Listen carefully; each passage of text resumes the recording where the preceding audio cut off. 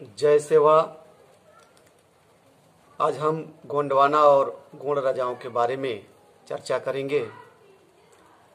लगभग 4.5 करोड़ वर्ष पहले भारतीय प्लेट एशिया की प्लेट से टकराई, जिसके फलस्वरूप उसकी सतह में उठाव आया और हिमालय ने आकार लिया और भारतवर्ष का भी जन्म हुआ।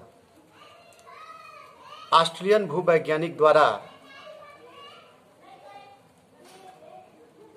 पेंजिया से अलग हुए इस भूभाग को गोंडवाना नाम दिया गया, जिसका अर्थ होता है गोंडों की भूमि। गोंड जाति में 13 से 16वीं शताब्दी के बीच में गोंड राजाओं ने राज्य किया था। भारत में गोंड राजाओं के प्रदेश स्थल से मिलने वाले जीवाश्म और अमेरिका, दक्षिण अफ्रीका, ऑस्ट्रेलिया, एंटार्क्टिका में प्राप्त जीवाश्म एक समान हैं, जो इंगित करते हैं कि सभी महाद्वीप कभी आपस में जुड़े हुए थे। घगुआ राष्ट्रीय जीवाश्म उद्यान में 6.5 करोड़ वर्ष पहले के जीवाश्म मौजूद हैं।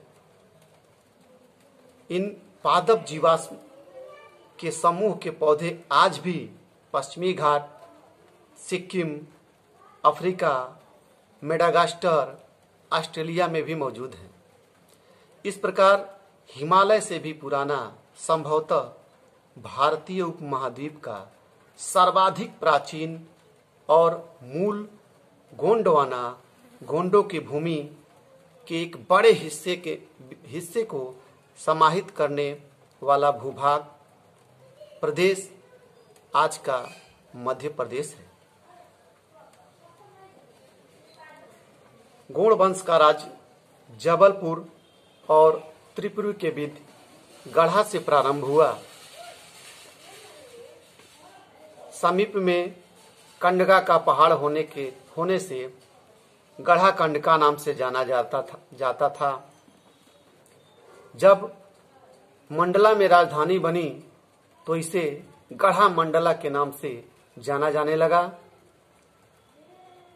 उस गढ़ा का जो प्रथम राजा के बारे में स्पष्ट जानकारी नहीं है, लेकिन कहा जाता है कि जाधव राय ने गढ़ा राज्य की स्थापना की थी। जाधव राय जो गढ़ा राज्य था, उसके संस्थापक कहे गए। गोंड शासक हृदय शाह ने गोंड वंशावली तैयार कराकर रामनगर के महल में उत्कीर्ण कराए थे।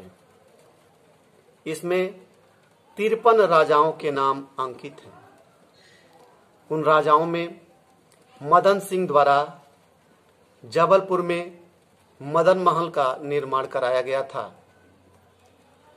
कहा जाता है कि संग्राम शाह गढ़ा का प्रथम प्रतापी राजा हुए, जिसने गढ़ा के राज्य का विस्तार किया था। संग्राम शाह के पिता गोरखदास व उनके पितामह अर्जुन दास थे। संग्राम शाह के पहले के जितने राजाओं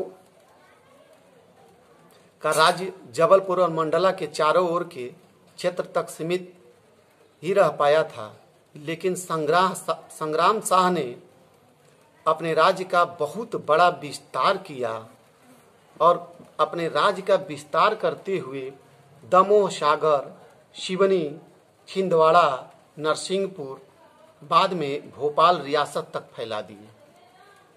उनके राज्य में 52 गढ़ थे। संग्राम शाह का असली नाम अहमद दास था। गुजरात के सुल्तान बहादुर शाह ने अहमद दास को संग्राम शाह की उपाधि दी थी। संग्राम शाह के पुत्र दलपत शाह का विवाह चंदेल की राजकन्या दुर्गावती के साथ किया गया था। संग्राम शाह की मृत्यु के बाद उनका पुत्र दलपत शाह राजा बने दलपत शाह के पुत्र वीर नारायण 5 वर्ष के ही थे तभी दलपत शाह की मृत्यु हो गई। वीर नारायण को सिंहासन पर बैठाकर रानी दुर्गावती संरक्षिका बनकर शासन की बागडोर थाम ली थी। रानी दुर्गावती ने मालवा के शासक बाज बहादुर को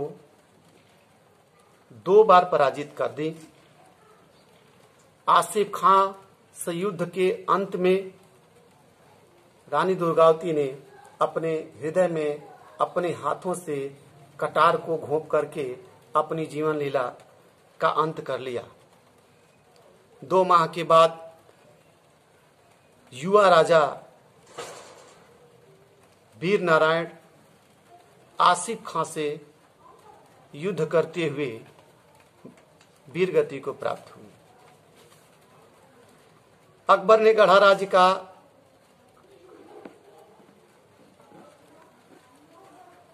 अपनी सल्तनत में मिलाने का विचार किया। उसी दौरान वीर नारायण के चाचा चंद्र शाह से 10 गढ़ नजर लेकर उसे गढ़ा की गद्दी पर बैठा दिया। चंद्र शाह की थोड़े ही समय में मृत्यु हो गई। उसके दूसरे लड़के मधुकर शाह ने अपने बड़े भाई को मारकर राजा बन गए। मधुकर शाह ने प्रायश्चित के तौर पर अपने आप को एक पीपल के खोह में बंद करके और आग लगवा दी। उसके बड़े लड़के प्रेम नारायण गद्दी पर बैठे। जुवार सिंह ने प्रेम नारायण को मारकर चौरागढ़ को लूट लिया। इस कार्य से मुगल बादशाह शाहजहां अत्यंत नाराज हो गए और मुगल सेना को भेज दी। मुगल सेना ने चौरागढ़ पर अधिग्रहण के बाद जुझार सिंह का पीछा जारी रखा। अंत में जुझार सिंह को और उनके पुत्र विक्रमजीत सिंह को गोंडों द्वारा हत्या कर दी गई। अब चौरागढ़ हृदय सिंह को प्राप्त हुआ, लेकिन 1651 ईस्वी को यह दुर्ग सदा के लिए मुगलों को सौंपना पड़ा। हृदय शाह ने अपने राजधानी मंडला से 20 किलोमीटर उत्तर पूर्व में रामनगर नामक स्थान पर स्थापित की। हृदय शाह के बाद उनका पुत्र छत्तर शाह गद्दी पर बैठे। छत्तर शाह की मृत्यु के बाद उनका पुत्र केसरी शाह गद्दी पर बैठे। उनके चाचा हरि सिंह ने बुंदेला छत्रसाल से सहायता लेकर के उनको मारकर स्वयं गद्दी पर बैठे। असंतुष्टों ने उन्हें भी मार दिया। अब हरि सिंह के बाद केसरी शाह का पुत्र नरेंद्र शाह गद्दी पर बैठे।